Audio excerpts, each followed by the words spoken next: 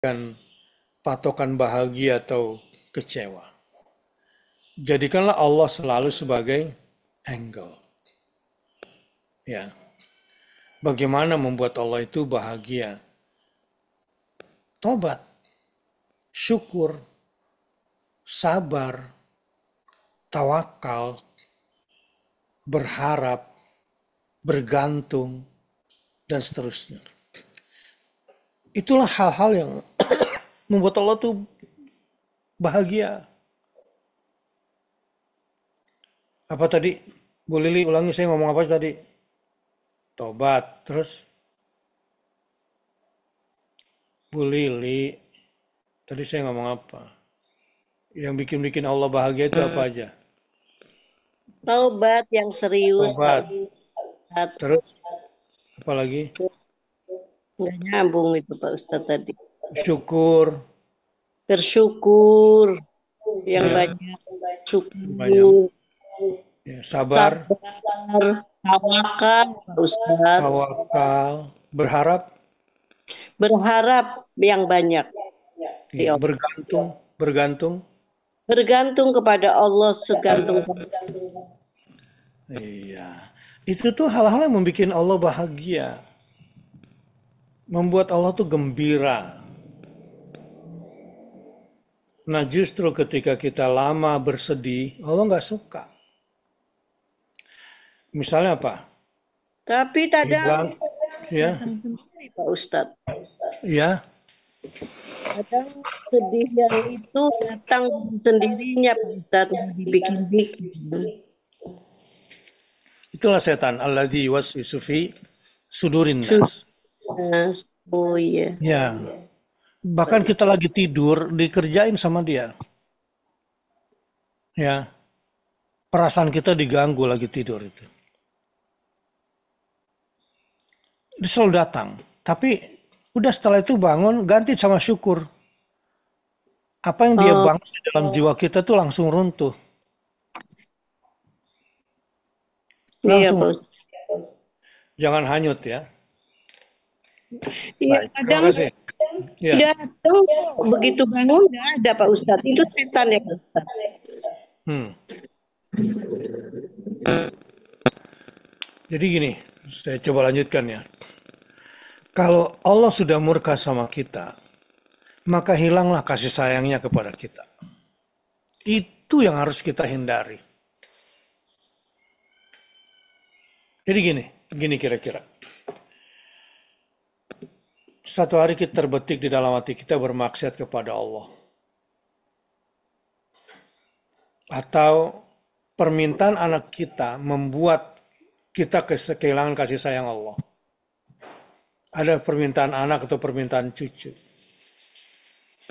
Yang ketika kita layani berarti bermaksiat kepada Allah. Lalu kita bilang sama dia, nah, mama mau penuhi keinginan kamu, tapi mama takut kehilangan kasih sayang Allah. Gitu. Bisa aja mama biarkan kamu tidak mau sholat berjamaah misalnya, tidak mau sholat subuh. Tapi mama akan kehilangan kasih sayang. Mama mau transfer uang ke kamu mau, tapi apa yang kamu lakukan ini mama takut kehilangan kasih sayang Allah.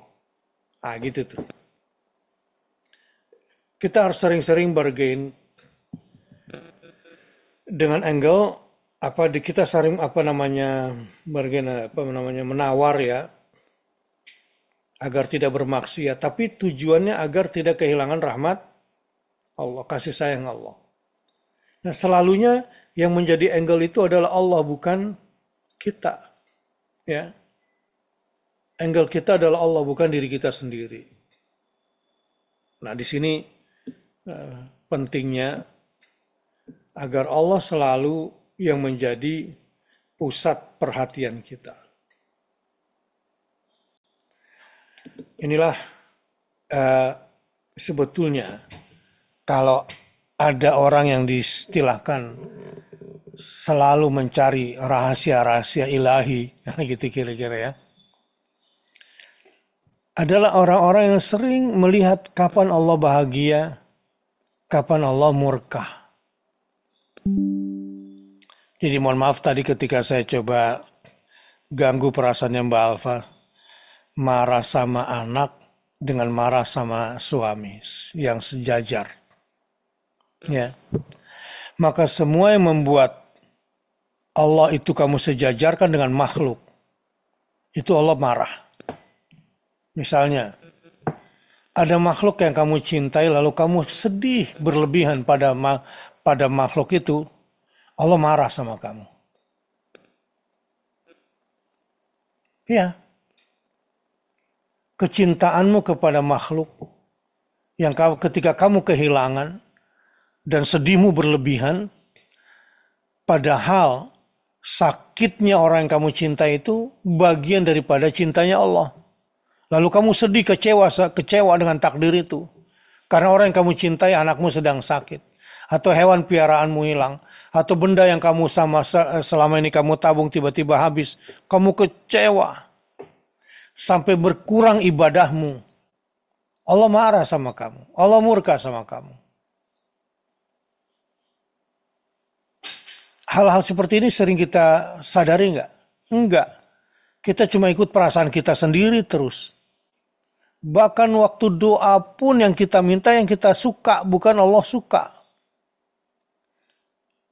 Kok bisa Anda minta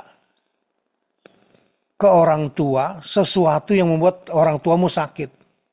Tega nggak kamu? Enggak lah.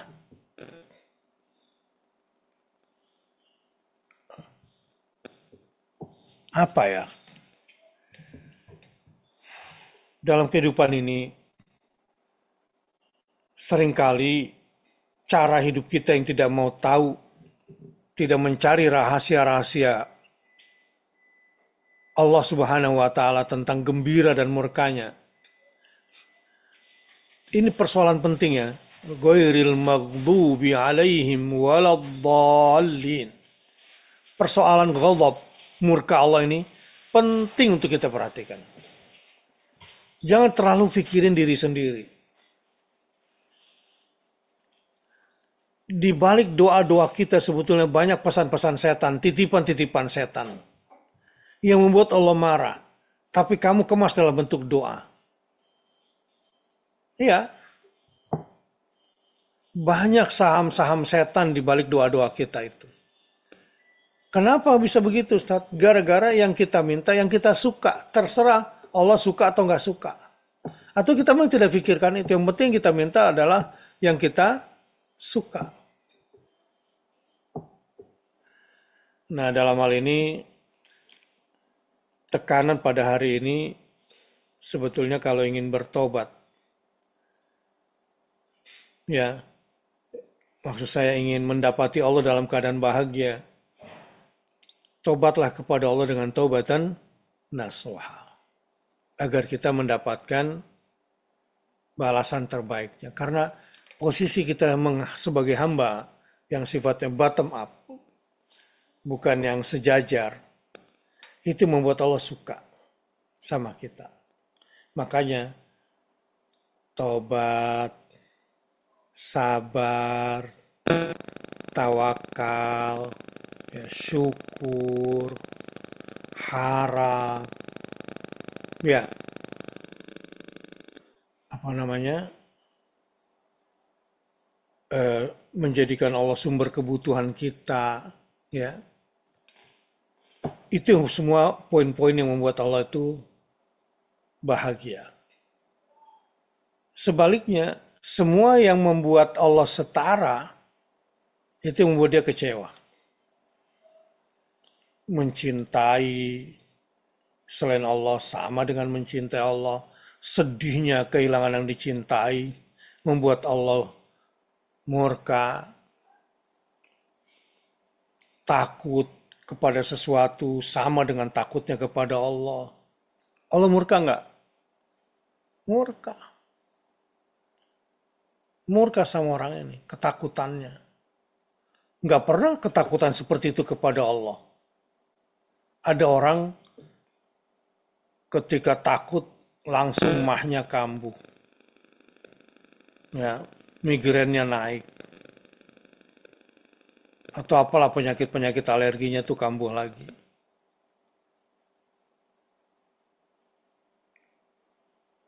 Jiwa-jiwa yang terlalu berlebihan rasa takutnya melebihi Allah itu membuat Allah nggak suka, membuat Allah murka.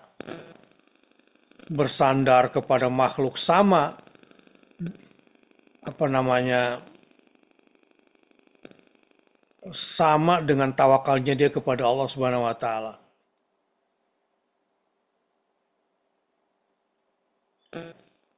Coba bayangkan